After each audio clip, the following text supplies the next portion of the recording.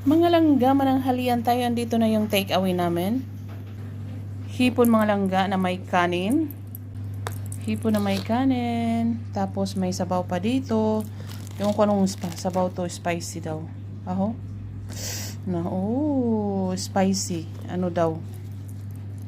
Shrimp ata to ng sabaw. May salad sila, may eggplant, then tahina. Shrimp.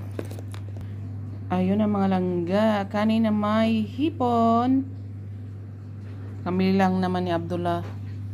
Then, yung tinggan. Tinggan tawag kasi nila yan. Ano to? Yung talong. Salad nila, tingnan mo. Kadami-dami. Ganun pag take away. Then, yung sabaw nila na free. Spicy nga lang. Ewan ko makahigop tayo niyan. Kaya ano pa inantay natin mga langga? Samahan nyo kami sa aming tanghalian. Rice